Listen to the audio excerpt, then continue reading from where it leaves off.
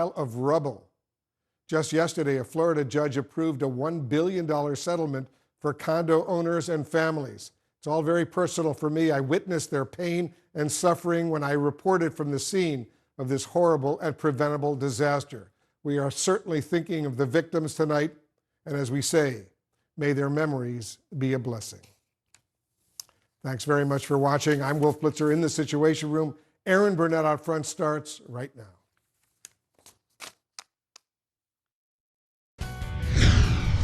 Out front next, protests growing across America at this hour. At least 70 protests planned tonight from coast to coast after the Supreme Court formally overturned Roe v. Wade. And tonight, the fallout already being felt in states. Plus, criminal investigations into Team Trump's efforts to overturn the election ramping up tonight. There are new subpoenas, along with key testimony before a federal grand jury to tell you about. And another major story we're following tonight. It took nearly 3 decades, but the most significant gun legislation in that time is now a step closer to being law as it awaits President Biden's signature. Let's go out front.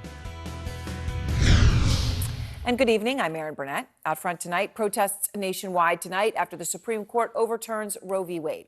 You're looking at live pictures from Chicago, Boston, Atlanta, and the steps of the Supreme Court. At least 70 protests in the United States are planned tonight as crowds have been growing through the day. Some are celebrating, but the vast majority that we see tonight are protesting the 5-4 Supreme Court ruling. We are not property of the state. We refuse to go back. This decision is an outrage. This decision is absolutely terrifying, but more than anything, it just makes me angry. We, the people who it is going to affect, need to come out into the streets and demand that 6 people do not dictate our lives. Well, the impact of this decision for millions of women in America is actually already being felt. There are 13 states, I'm going to show them to you on the screen, that already have what is called a trigger law. Now, a trigger law is a law that was in place that would ban abortion in the event the Supreme Court overturned a landmark Roe v. Wade decision. So the minute the overturn happened, the law triggered abortion ban. So you see that in 13 states. One of them is Arkansas, where already as many as 100 procedures or appointments have already been canceled. And it's not just those 13. I want to tell you about West Virginia because it's not one of those trigger states. It is a state where it's already very difficult to get an abortion. There's only one health center in the state that actually provides that service, and they've stopped the procedure after the ruling today. And, well, why, you may ask? Well, I'll tell you. The Women's Health Center of West Virginia posted the reason on Facebook, and they say, due to a law in West Virginia's criminal code from 1882 that criminalizes abortion for both the provider and the patient with a felony prison sentence up to 10 years, the WWH-CWV has been forced to stop providing abortion care immediately until further notice. So we're back to 1882 in the state of West Virginia. Several other states where anti-abortion legislation was recently blocked, such as South Carolina, are expected to act next. Well, today's decision was literally almost word for word what we saw in that explosive draft opinion that was leaked last month. There were people who had hoped perhaps there would be changes. Perhaps that leak would spark a change. No, it was basically word for word the same, bucking the view of the vast majority of Americans who oppose reversing the 1973 ruling on Roe v. Wade. But Justice Samuel Alito wrote in the court's majority opinion, quote, Roe was egregiously wrong from the start. Its reasoning was exceptionally weak, and the decision has had damaging consequences. The rebuttal from the 3 liberal justices on the court was, I quote, with sorrow for this court, but more for the many millions of American women who have lost today a fundamental constitutional protection, we dissent. That sentiment was echoed today by the president. Today, the Supreme Court of the United States expressly took away a constitutional right from the American people that it had already recognized. They didn't limit it, they simply took it away. It's a realization of an extreme ideology and a tragic error by the Supreme Court, in my view. Well, the decision, according to one of the nation's leading voices on women's reproductive health, will put the lives of more women at risk. And we spoke to him, although most, and I quote, although most pregnant women are healthy, they can get cancer, or heart disease. And abortion may be the only way for them to get the treatment they need. The option of safely ending a pregnancy when there are complications is crucial to preserve the health of women. And wherever this is restricted or banned, women will die. That's Dr. Stephen Chase from Weill Cornell, one of the preeminent experts on the subject. I want to begin tonight with Donie O'Sullivan, who is out front in Washington, D.C., amid the protesters who are marching to the Supreme Court. So, Donie, what are you seeing there? I know you're right in the middle of it right now. Hey, Aaron. Yeah, we've been here all day with demonstrators in the morning. There were the anti-abortion rights demonstrators who are here celebrating. That's pretty much given way now all to demonstrators who are in favor of access to abortion rights. There have been hundreds of people outside the Supreme Court all day, and in just the last few minutes, hundreds more have marched from Union Station, which is nearby here in Washington, D.C. So it should be a very, very long night here outside the Supreme Court. What we have been hearing from people is there's a mixture of people, activists who have worked on this issue, but we've also spoken to many tourists, people who are visiting Washington, D.C. at the moment, some of whom are from states like Missouri, where there are trigger laws, and they are coming here just in shock, really, expressing not just concern about the issue of abortion, but what it means for what might come next, whether it is on the issue of same-sex marriage or other issues like that. So a lot of fear here, a lot of worry, and a lot of concern. All right, Donie, we're going to keep checking in with you, of course, as this develops and those concerns coming, as some of the, the predicate for the decision was recognizing the right to privacy, upon which those other cases were also decided, and that's the right Roe is based upon. I want to go to Whitney Wild at another area outside the Supreme Court. And Whitney, what is happening where you are right now? Well, Aaron, it continues to be a very steady stream of people. This crowd growing and growing and growing. It is now hundreds of people on the steps of the Supreme Court. There have been a long list of speakers who've spoken about their anger, their frustration, their real fear for the future. However, one of the things that they have said over and over and over is that this is not a conclusion, but instead is the beginning of a new chapter. So let me give you a live look at the crowd here so you can see just how big it is. Aaron, earlier today, there were both sides of this issue represented. There was a couple dozen protesters from the pro-life side. That grew significantly. But then that group left earlier this afternoon. And so for the last several hours, this has been entirely people who are out here protesting the Supreme Court opinion that came down today. What's important to note is that the fact that this is basically one group of the same intention here is that this really minimizes the risk that comes when you have opposing groups who might clash. So that's a little bit of a relief for law enforcement out here today. We have not seen any arrests. We have not seen any reason for Capitol Police or other agencies who are out here helping out to intervene in the crowd. This has been extremely peaceful. It's been noisy, but again, extremely peaceful. We have seen no real confrontations. We've seen a couple people having a little bit of a back and forth, but that's it. The other thing, Aaron, is that there have been no arrests. However, as night falls, law enforcement is still going to be on edge, and here's why. They are very concerned that domestic violent extremists will see this as an opportunity to carry out acts of violence. When you have a crowd like this, they're very concerned that someone's going to carry out a mass casualty event. So that's what they're bracing for. So all calm now, but law enforcement still certainly on edge. Back to you. All right, well, Whitney, thank you very much. And we're going to be checking back in with Whitney, with Donie, with others who are at these protests around the country as the numbers build here on this summer hot Friday night. I want to go to Phil Mattingly at the White House. And Phil, I know you have been learning about discussions within the White House about what to do if there is violence at any of these protests. You know, Aaron, there's a very clear recognition inside the White House about just how polarizing this issue is, just how potentially out of control something could get in the wake of a decision like this. In the extensive planning the White House and the Biden administration have been doing over the course of the last several weeks for just this moment, contingency plans about the possibility for violence, discussions gauging where different groups were, where different advocacy organizations were trying to ensure that there would be peaceful protests in the wake of this decision was a key component of what the Biden administration was doing. And all you have to do is look at what the president said today, Aaron. The president made a very clear point is delineating as clearly as he possibly could, calling for peaceful protests, making sure they were peaceful protests, saying there was no reason for violence in this moment. That underscored the concern that administration officials have had behind the scenes, very clearly watching what's happening right now to try and assure that nothing moves to that direction. So tell me what else you're learning about the debates within the White House and Biden's own role in those debates on the abortion ruling and what's next, right? I mean, it's the what's next that's the huge question. Obviously, there's a legal part of that, but there's also the executive branch question there. Yeah, there really is. When we talked to White House officials, they made clear there is no executive order that can reestablish a constitutional right. There are significant limitations here for the president. But when the president learned of this decision this morning, briefed on it by his chief of staff in the Oval Office, he immediately met with his senior team, revised remarks that had already been prepared, and then his team launched into a process that they've really been engaged in now for the last several weeks since that leaked draft. Connecting phone calls with advocacy groups. There have been intensive debates inside the administration on legal authorities, on what the president can do on his executive action.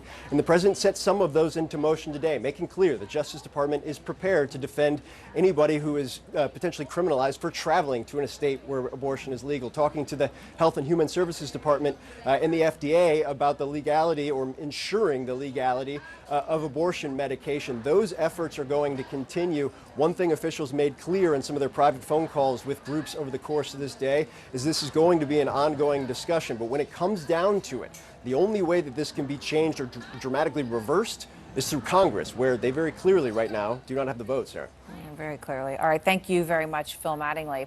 And I want to go now to the president and CEO of Planned Parenthood, the Planned Parenthood Federation of America, Alexis McGill Johnson.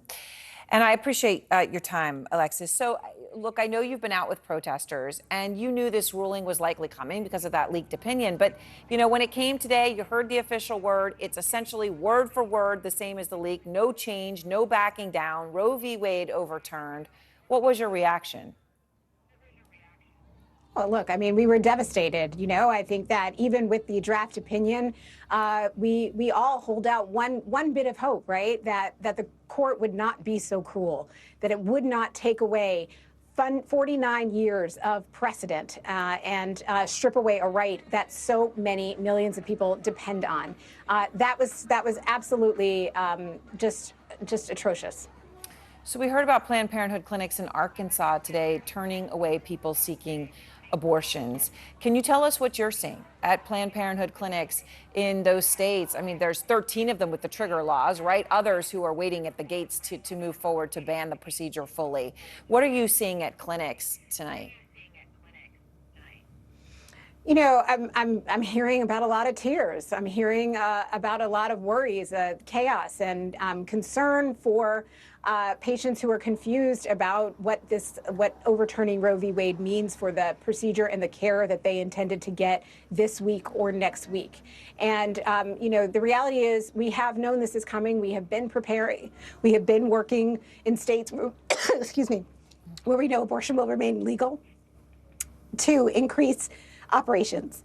And yet we still are in a place where we're asking 24 states to absorb the patients of 50 states. And that is very challenging. It is very difficult. I mean, incredible. Yeah, no, I know. And I'm sorry you've been out, I know, with, you know, protesting throughout the day. So you can hear that in your voice. But look, there are so many reasons people seek an abortion. You know, you can't even list them right. It is such a deeply personal health decision. But a group of economists found that the expansion of abortion access that happened because of Roe, right after Roe was passed, it did, here's two specific things. One, reduced teen motherhood by 34% and teen marriage by 20%. There's been further studies showing clearly that people at those young ages who end up having that abortion are able to have children later and have the families they want and be financially secure in a way they would not have been. So what happens now? I mean, you know, what happens now is this overturning of a constitutional right is going to impact generations, right? It is going to impact, you know, millions of people who would otherwise be able to make a decision to get the care they need, continue to kind of imagine their future and think about kind of how the world that they want to create when they want to become a parent.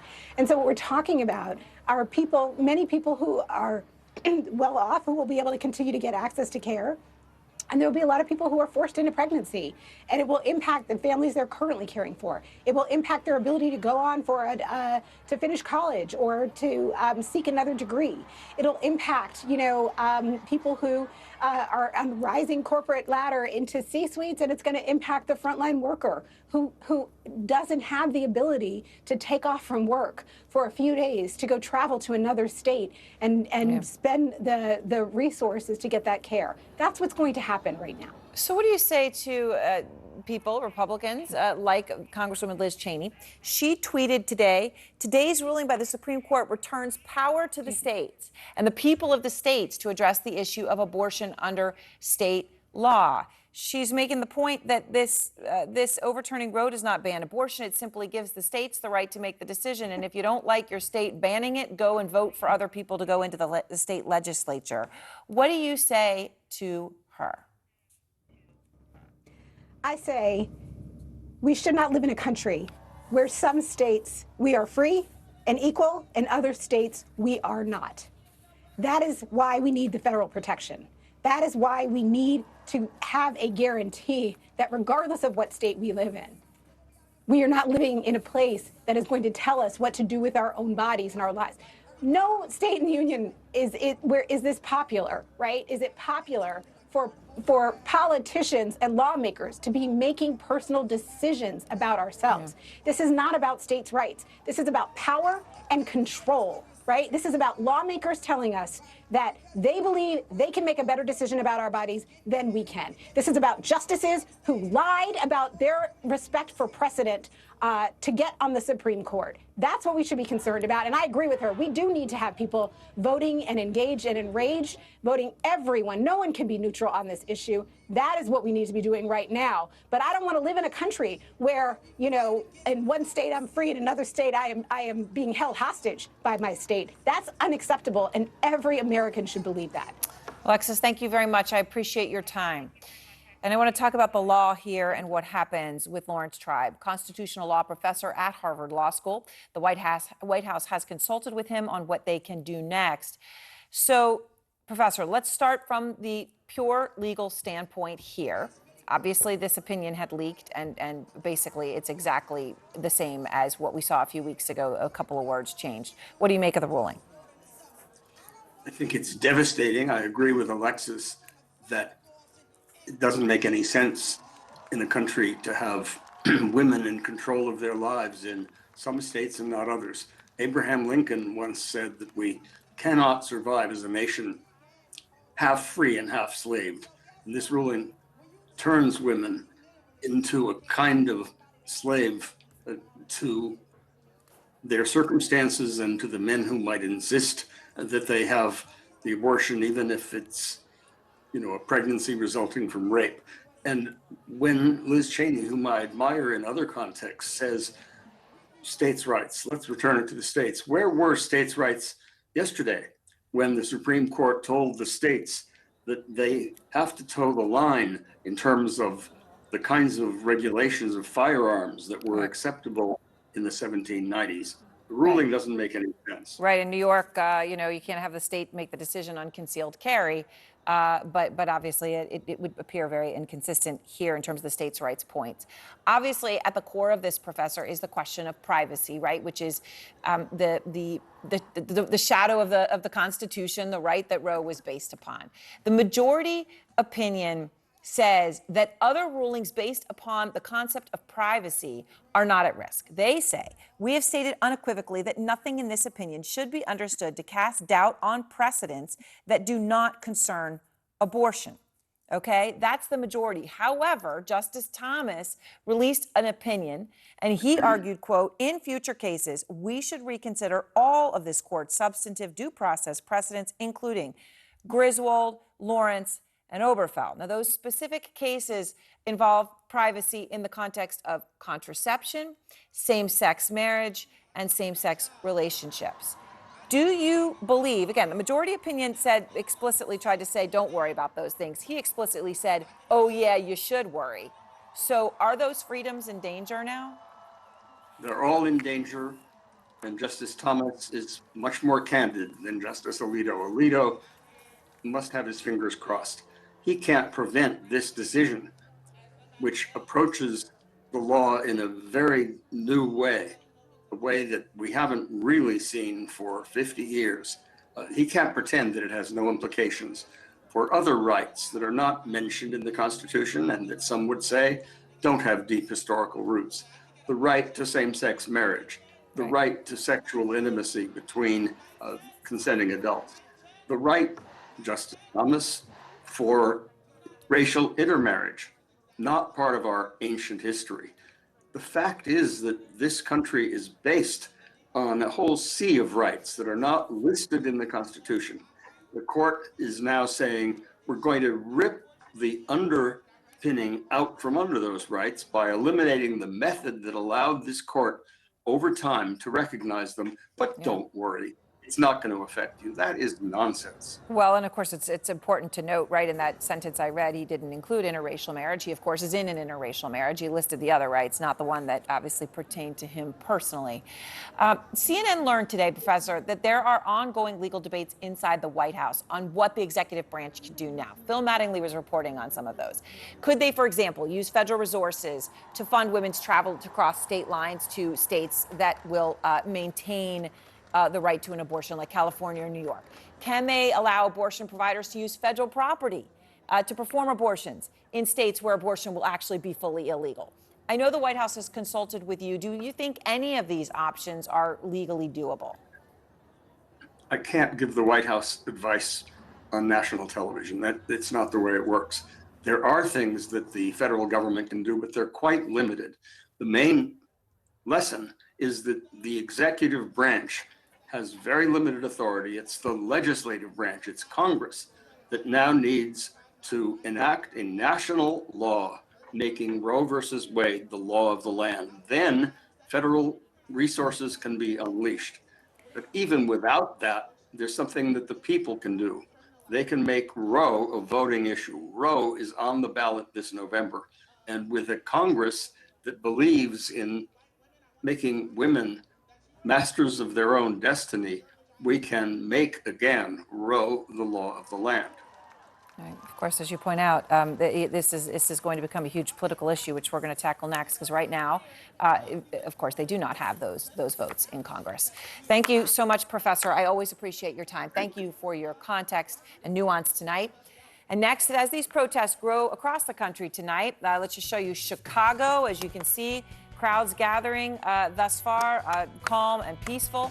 But it is with outrage that so many are there tonight. Will Democrats actually get an advantage from this at the voting booth?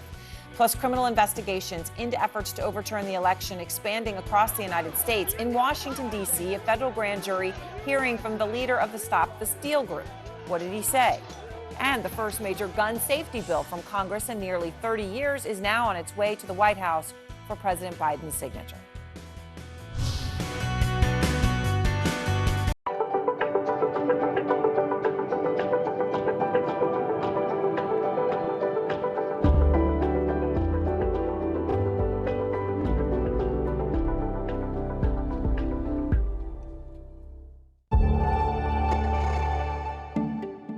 We decided a few years ago to set out on a journey which we call Enable a Fossil-Free Living Within One Generation. And you can see all around Europe that the competitive situation is shifting away from fossil fuels and into renewables and into more nuclear power. So you can see that there's a lot of innovation going on around the fossil-free technologies.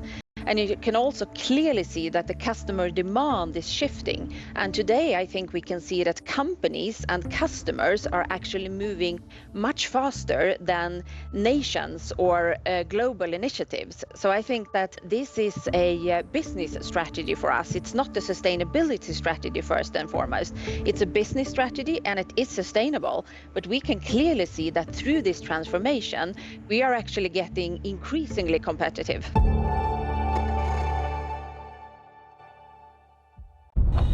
here now at the home of one of the FSB team, and my name's Clarissa Ward. I work for CNN. Was it your team that poisoned Navalny?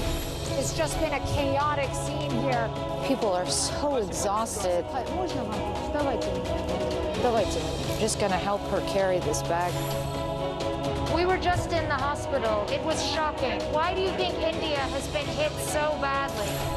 Scores of Taliban fighters, and just behind us, the U.S. Embassy. Why does a small group of women asking for their right to be educated threaten you so much?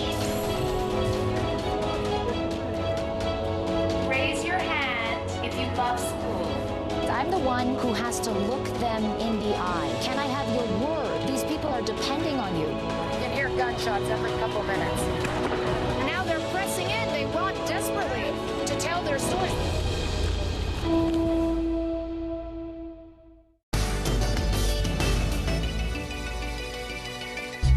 The Paul Newman Rolex Daytona is a specific variant on Rolex's very well-known Daytona wristwatch chronograph. It has a unique dial that's immediately recognizable. There was a particular group that came to be called Paul Newman Daytonas because he was one of the owners.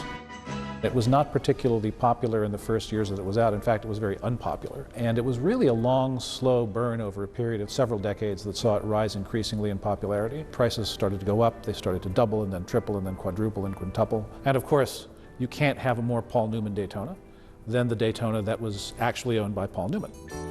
So that watch came up for auction last year and was auctioned for a little over $17 million, which is an absolutely absurd price to pay for a wristwatch that was pretty unpopular when it first hit the market, but through a series of unusual and unlikely events, they've become the most collectible wristwatches of all time.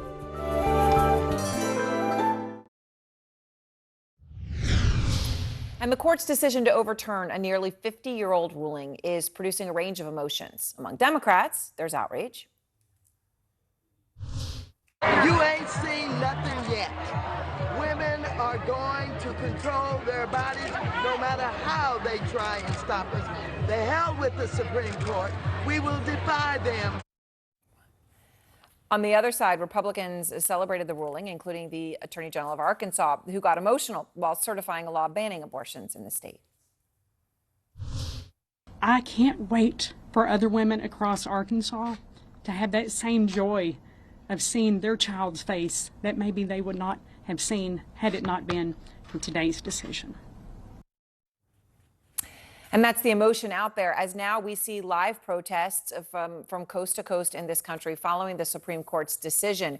More than 70 protests are happening at this hour. We've been showing you some of them as crowds are gathering as the evening moves on here. Nick Valencia is in Atlanta. Protesters are now marching through that city. Nick, what's happening where you are? Yeah, this is an exceptional turnout here in Atlanta for these demonstrations against today's ruling by the Supreme Court. Several hundred people are out here. The organizers for one of the groups that were part of this demonstration estimate nearly 700 people out here. We don't know the exact figure, but we do know that these crowds take up several city blocks here in downtown Atlanta, where just in the last several minutes they've begun to march across this downtown area from the steps of the Capitol. And what they're upset about not only is the ruling, but also the implications that it could have here on the state. I'm going to step out of the way here just to give you a sense of just how big this crowd is. They've stopped right now, but they're continuing to march, Aaron. And as I mentioned, what they're upset about is the potential implications here for the state. While Georgia is not one of those trigger states or trigger laws, as we've seen in some parts of the country, in 2019, the Republican governor here, Brian Kemp, passed a bill called the so-called heartbeat bill, which would ban abortions effectively at around 6 weeks, or when a heartbeat can be noticed in a fetus. Now, that bill has been blocked by the lower courts from taking effect, but today's ruling, the fear among the crowd here, is the legal implications that could have on what has been so far blocked from going into action. As I mentioned here, these are two demonstrations that have merged into one, and right now this is very organic and very fluid. They've decided to march within the last 20 minutes, and they're continuing that march here, heading back towards the state capitol. Aaron. All right, Nick, thank you very much. As you continue to see that crowd grow, you heard Nick saying the estimates there, about 700 people, certainly many there. Obviously, there's a lot of crowds, and you're seeing that in Washington, you're seeing that in Chicago, you're seeing that in New York. I want to go to Dana Bash now, co-anchor of State of the Union and our chief political correspondent, along with Bakari Sellers, former Democratic member of the South Carolina House of Representatives, and Alice Stewart, a Republican strategist. Thanks very much to all. Dana, some Democrats want to pass a law protecting the right to an abortion. Others are calling for the court to be expanded. None of that's going to happen with the way Congress is right now. Other Republicans want to enact a law that bans abortions across the whole country after 15 weeks. So does any of this have a chance of happening? Likely not. That's the short answer. But it doesn't mean that the Democrats who are in charge of the House are not going to try. I mean, Nancy Pelosi, the House Speaker, said so explicitly when she spoke to reporters today. What they're going to do is legislation that codifies Roe v. Wade. That is expected to pass the House of Representatives, but like so many other pieces of legislation, does not have the votes, the 60 votes needed to break a filibuster in the Senate. Again, it doesn't mean that they're not going to discuss it. It doesn't mean that there won't be an attempt to bring it on the floor. The Democrats do have control over the schedule in the Senate. So if nothing else, there will be a vote to show where people stand. A lot of talk probably about this, but it's very hard to see in talking to my sources any legislative way to get through anything at this point. Alice, you have lauded the court's decision as an astounding victory. Those are your words. Tell me why you see it that way. For many reasons. I'm glad you showed my friend Leslie Rutledge there, the Attorney General of Arkansas. She and others in the pro-life community and social conservatives have been working and fighting for this day for years. And the pro-life community has been facing the battle to overturn Roe v. Wade since it began 50 years ago. And look, this is an important decision because what this does, it takes the important policy and decision of abortion out of the hands of 9 unelected justices and puts it in the hands of elected representatives in the states. This is not a ban on abortions across the country. This puts this back in the hands of the people. And we are a democracy. We are better served when the policies that impact us are made closer to the people. And this is an important step for the pro-life community. And they have been out there at the Supreme Court. They have been out there across the country marching, praying, holding rallies to make sure this decision has been impacted. And this is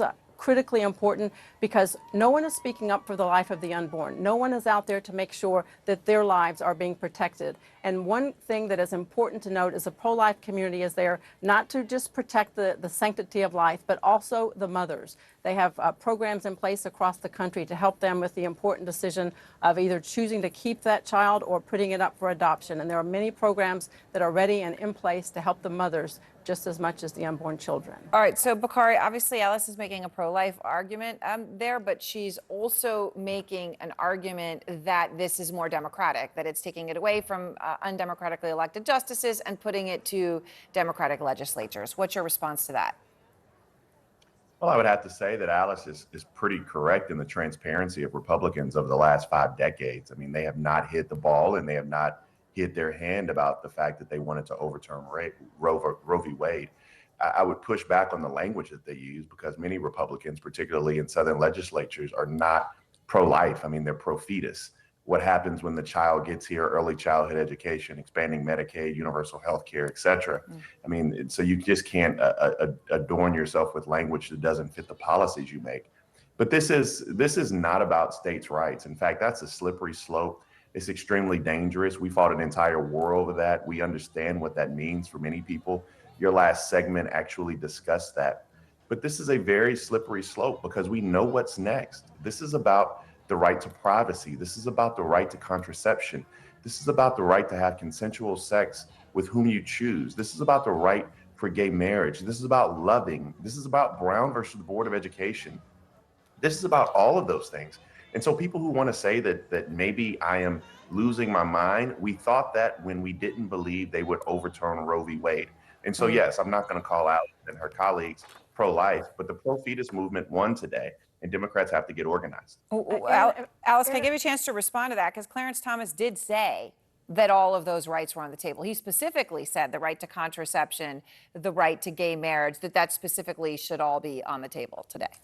He did say that, but we have to look at what Justice Alito said, who wrote this opinion today. He said specifically that Roe v. Wade was egregiously wrong from the start, and specifically addressing Roe v. Wade and the issue of abortion not being in the Constitution. He said this does not apply to other privacy rights that are guaranteed in the Constitution. He specifically stated this only deals with abortion because that has the impact of an unborn human life. He specifically stated that. So I know that Democrats are going to use this as a rallying cry to threaten Democratic voters that this Roe v. Wade being overturned is going to impact other issues.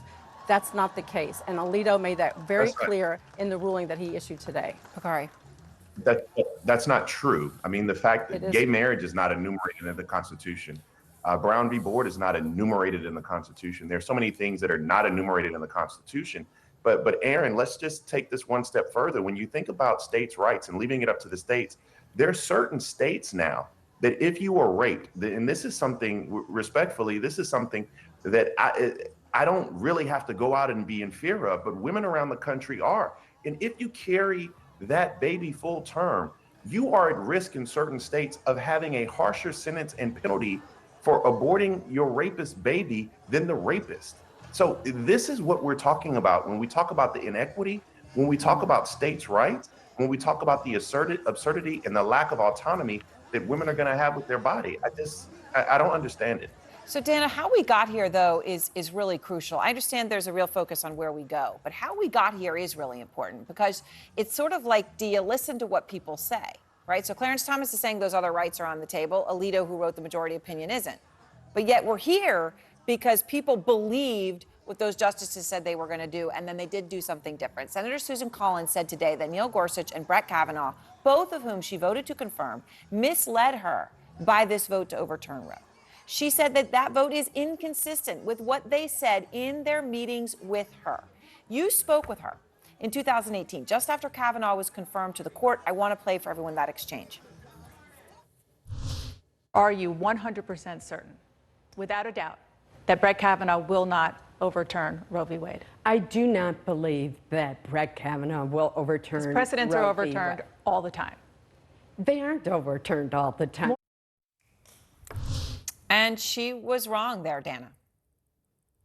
She was wrong, and she said, as you mentioned in her statement, that she felt misled by not just Justice Kavanaugh, but also Justice Gorsuch. Joe Manchin, the Democrat from West Virginia, said the same thing. He too voted yes for Kavanaugh. You know, it was 6-3, and there, Bakari is an attorney here. He can tell you more about the sort of inner workings of how the deliberations went, but for 6-3, it wasn't just Kavanaugh. And Amy Coney Barrett, is another very important player here. And Susan Collins voted no on her, and yet she was confirmed. And the reality is that elections have consequences. And Donald Trump got 2 bites at the apple, full stop. One bite at the apple with Gorsuch, Democrats will, till the end of time, say was completely stolen from them because Mitch McConnell refused to fill the vacancy left when there was a vacancy months and months and months before the end of Barack Obama's term. But elections have consequences. All right, thank you all very much. And the elections, of course, coming up now will have a very powerful consequences for what comes next. And we are continuing to monitor the growing protests across the country this evening. I'll show you live pictures right now as you see me speaking. That is St. Louis. Plus, the leader of the Stop the Steal group testifying for 4 hours. 4 hours. How damaging, how significant could this be for the former President Trump? Plus, Congress passes the most significant gun reform in nearly 30 years. Tonight, it's headed to the White House. What do you see when you look at the surface? Just that, the surface. But dive deeper and new possibilities emerge. Essential intelligence from S&P Global takes you here, providing the data, risk assessment, and workflow solutions you need to plumb the wonders beneath. A better, more prosperous future awaits. It's yours for the seeking. S&P Global. Seek and prosper. I'm Isa Suarez in London, and this is CNN.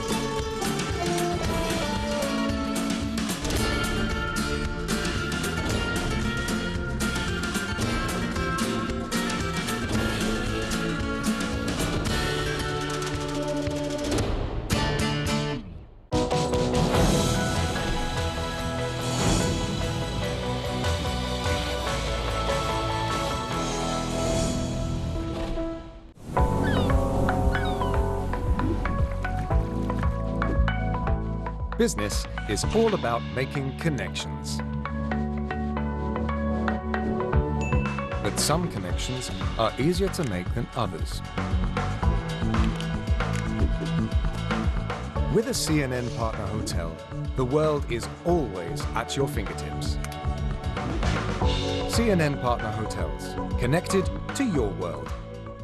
I want this show, One World, to be a place where people watching from all corners of the globe can understand why what happens in Africa has a huge impact on all of our lives in ways we might never even know. Because of my background, I am well aware of the vibrancy of this continent, and I want to show that to the world. People of my continent do deserve to be heard. We are rich in ways beyond the soil beneath our feet. One World with Zain Asher, weeknights on CNN. I'm Blake Essig in Tokyo, and this is CNN.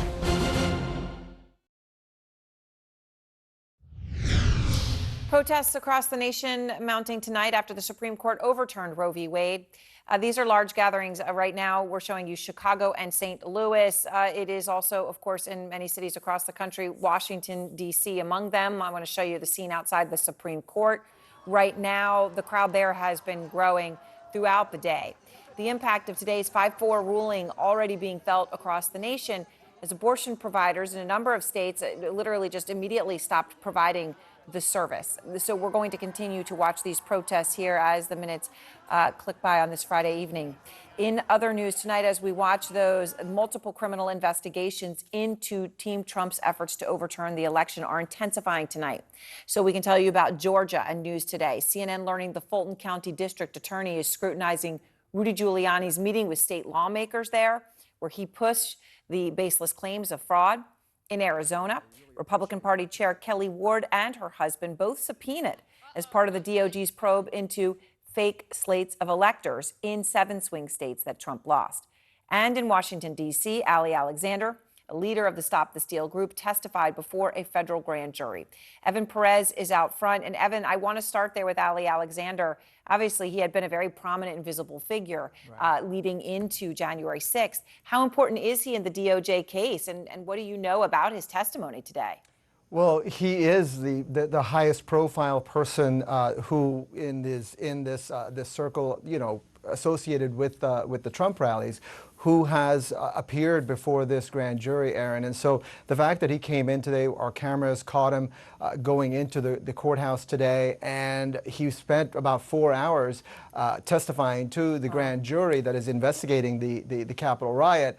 It tells us that, you know, they are moving ahead, trying to get to the bottom of whether there was any crime committed in the financing of these rallies and whether there's any connection with what happened on January 6th. Now, as you pointed out, Alexander is he's a big deal for the Trump in the effort to bring attention to what Trump said was fraud after the elections. And so he has already turned over thousands of documents to the House Select Committee that is doing its separate investigation. And he has ties to all kinds of people, including people inside the campaign, people who were inside the White House, the president's family. So he's a very important witness for this investigation. Well, it's important, as you say. You've got the 4 hours of testimony today and thousands of documents handed over to the committee on pretty much all avenues here. He's now playing a crucial role. All right. Thanks very much to Evan Perez providing all those details. And I want to go now to Elliot Williams, former Deputy Assistant Attorney General. Elliot, to put Evan's reporting in context, Ali Alexander, the first known high-profile witness to testify as part of the DOJ criminal probe. Okay, and Evan's reporting he spent 4 hours behind closed doors testifying. That's not a quick in and out. Okay, so what does that say to you about what they got, how much was shared, how significant this could be for Trump? You know, it's significant, Aaron, in that if there's anything we've learned over the last several weeks of watching hearings about January 6th, it didn't start that morning. And there was a sustained effort starting months before to plan those events. Ali Alexander can help fill in some of the gaps as to coordination between different groups that were planning these rallies, and perhaps maybe coordination with people in the former president's orbit. If you look at the kinds of charges that are coming out of this here, it's not just just breaking the walls of the Capitol building. It's seditious conspiracy and conspiracy to obstruct congressional proceedings. And so these are long-running crimes that he can help fill in. So, look, there's a lot of subpoenas dropping. There was the incredible, the monumental, raid of the Department of Justice employee Jeffrey Clark that Trump had wanted to take over as acting attorney general, who was doing his bidding. And I just mentioned a moment ago Kelly Ward, the Arizona Republican chair, and her husband. They both were issued subpoenas, we now know, as part of the DOJ probe into the fake elector push that was coming out of Trump's inner circle. So when you see this, more subpoenas coming out about that, how key do you think the fake elector scheme is to the criminal investigation at the DOJ right now? And tying to the point that I made a little bit earlier, Aaron, about the advanced planning that went into January 6th, the fake elector scheme is at the center of that because you don't have the violence on January 6th without those fake electors and without that scheme to send fake electors to Washington. So yes, that is very, very significant. And also, as evidence, this fake electors thing is very valuable because it involves people's signatures and people's names on them and so on. So there's plenty more to come on the fake elector scheme. Elliot, thank you very much for your context. Next, Congress passing the first bipartisan gun safety legislation in decades, what the bill actually does. Plus, if you want to live, leave. That is the dire warning tonight from the mayor of a city in southern Ukraine.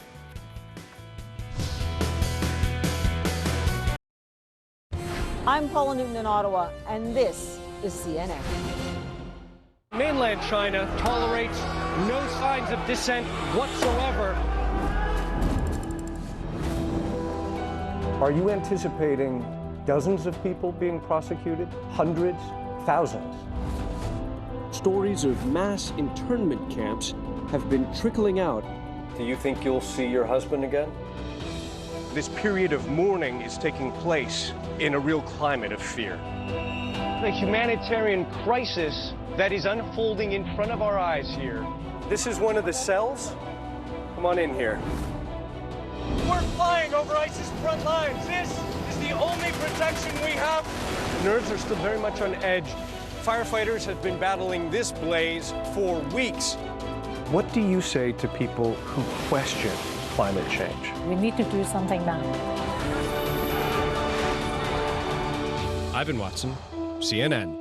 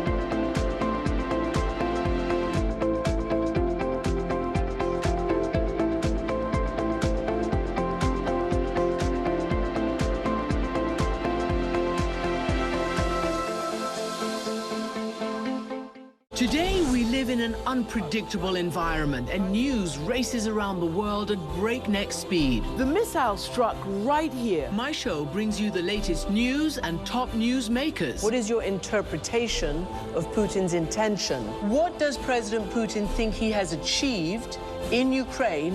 What are the UN and other countries doing for you? What do you think an end to this looks like? We just want to say stop to Vladimir Putin. Amanpour, weeknights on CNN.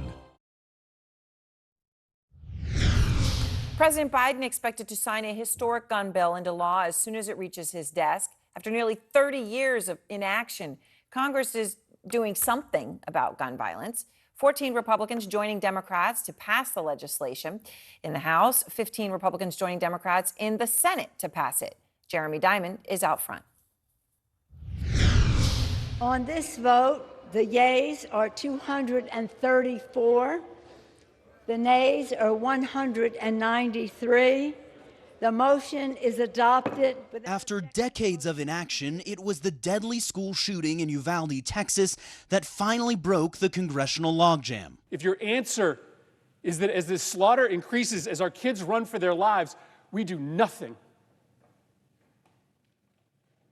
what are we doing? Why are you here? Exactly 1 month after a gunman killed 19 children and 2 teachers at Robb Elementary School, tonight Congress sending the first gun safety legislation in nearly 30 years to the president's desk. 15 Republicans in the Senate and 14 in the House voting yes, alongside all Democrats. No parent should ever fear for the safety of their child at school. And no child should be afraid to go to school in fear of their safety. And this legislation responds to that. This bill is a compromise. It doesn't do everything I want. But what we are doing will save thousands of lives without violating anyone's Second Amendment rights. The bill expands background checks for 18 to 21-year-olds, closes the boyfriend loophole by barring those convicted of domestic violence against a non-spouse from owning a gun, and authorizes $750 million to incentivize state red flag laws, which allow police to temporarily confiscate guns from those found to be a risk to themselves or others. The bill also includes billions in funding for school safety and mental health programs and cracks down on unregistered firearms dealers and so-called straw purchasers who buy guns for others. President Biden praised lawmakers for addressing the scourge of gun violence and said kids in schools and communities will be safer because of it. We need to ban assault weapons and high-capacity magazines. But the bill falls well short of Biden's call to action earlier this month. And if we can't ban assault weapons, then we should raise the age to purchase them from 18 to 21. That proposal and others, including universal background checks and repealing liability protections for gun manufacturers, a bridge too far for Republicans. But with 6 of the 9 deadliest mass shootings since 2018 carried out by those 21 or younger, including those in Buffalo and Uvalde, lawmakers agreed to expand background checks for that age group, giving authorities up to 10 days to review juvenile and mental health records. So, Jeremy, the bill passed despite President Biden having, well, he appeared to stay on the sidelines, right? There wasn't a lot of reporting about it. It certainly wasn't public. How involved was he in getting this passed? Yeah, and that was largely by design, Aaron. Listen, President Biden, we saw him give that primetime address using his bully pulpit to stress the urgency of action, but